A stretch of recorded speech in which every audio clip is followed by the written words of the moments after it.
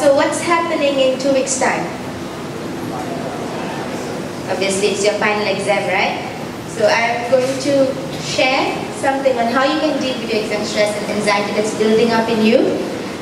You may try one or two, then you see what's if it works for you. Okay? Right. Do you worry a lot about exams? Obviously, most of you do. Do you fear that even though you studied so much, you still fear that you'll fail?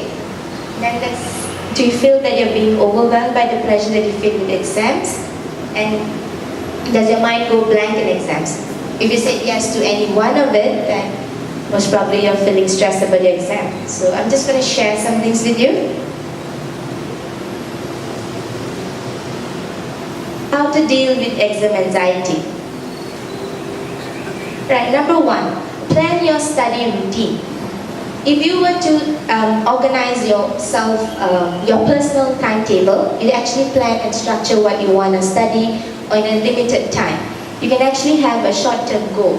Like, don't aim to finish up the whole textbook in like one day or so. Make it like a very short-term goal, like achievable in 1 hour or 1 day. Next is trying to get enough sleep. Most of you feel that if you were to reduce the time that you sleep, you can actually study more. Then it doesn't work to most of you. Okay? So try to get a solid 8 hours sleep so that you know that you're a little calm just before your exam. Eating the right food. And I know your parents always stress out about following a healthy diet. So that's important. Always remember things like green vegetables, dark chocolates. These are actually natural resources to relieve your stress. Moving on to getting some exercise. Now, I know most of you are very active here, but those who are not, you can actually try very short walk. Very short walk. Example, like in your study breaks, take a 5 minutes brief walk around your house, around the field, just to get relaxed and get your mind a little boost. Okay, fit fun into your study routine. Now, you would prefer the old-fashioned way where you look at your book, you read, you take down notes, you memorize. But why don't you try something like online interactive games? There are a lot of quizzes online, there are a lot of tests that you can actually try. Compete with your friend, challenge your friend, let's see who gets a higher score. That's actually a more exciting way to study whatever you want to do. Okay? Listening to music. Apparently, there's been a research that says that if you were to listen to classical music, it actually boosts up your brain power. Now, it doesn't have to be classical music. You can always try different forms of music. As long as you feel calm whenever you're stressed, try to listen to soft music, calm yourself down, and then continue. Okay? Alright, number 7, using mobile apps. Okay, I know you know that tons of mobile apps has been designed, but there's something for everything. Planning a more better organized app. Even there are apps to solve mathematical questions. I'm just giving you that idea now. Okay, so there are those apps. Use them. You guys are very privileged because you have the opportunity to make your studying interesting. So use them. But then it brings me to number 8. Break free from distraction. Just because I say you can start using your phone, it doesn't mean you get carried away with your social media.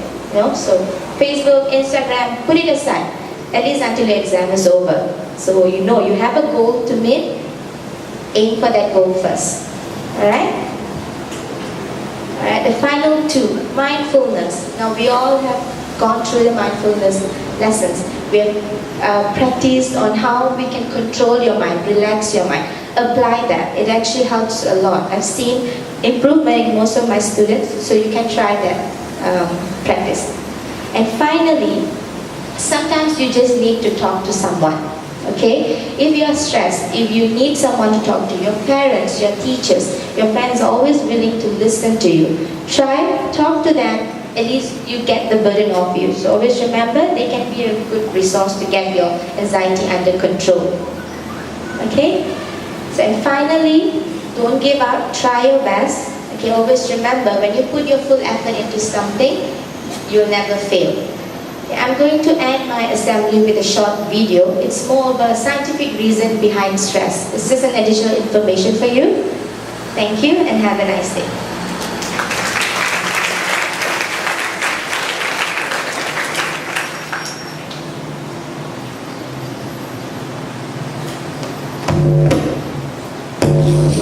We can make it work for us. When faced with a potentially stressful situation, angry parents, exams are stressful, but stress doesn't have to take over your life. If we understand the science of how it works, we can make it work for us. When faced with a potentially stressful situation, angry parents, driving tests, or, yes, exams, the danger sensor in our brains, the amygdala, is activated. This alerts the nearby hypothalamus, sending a long-range message via the pituitary gland to the adrenal glands, which secrete the hormones adrenaline and cortisol into our body. Adrenaline increases our blood flow, speeding up our reflexes and sharpening our senses, and cortisol releases glucose, giving our body vital extra energy. This response, known as fight or flight, is our body's way of preparing us to tackle big challenges. But when stress levels get too intense, they can trigger negative symptoms, like difficulty focusing, tension headaches, nausea, and disturbed sleep. The good news is, scientists are working hard to figure out how we can keep our stress response balanced and healthy. Some cultures have used slow breathing to aid relaxation for centuries, and now scientists think they know why. Inhale, now exhale slowly. When we slowly exhale, the signals that control our heart rate are altered, making our heart beat more slowly, and a reduced heart rate helps us relax. Another trick is exercise. When we exercise, our bodies release feel-good chemicals that work in the same way as painkillers do, lifting our mood, reducing anxiety, and helping us to sleep.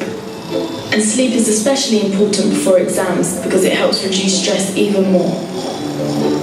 Another area that scientists are investigating is socializing. Believe it or not, locking yourself away in your room for weeks on end is not good exam preparation. When revising, we should make some time to hang out with friends and family, as socializing is a scientifically proven relaxation booster. Scientists have been looking at our close cousins, chimpanzees, for evidence. When they tested chimps' urine, they found that levels of stress hormones were much lower when they'd been spending time with their chimp friends than when they'd been alone. And it seems the same is true for us. So, as your exams get closer, remember, a little bit of stress is no bad thing. Just follow our simple tips and you can take control, getting the right balance that works for you.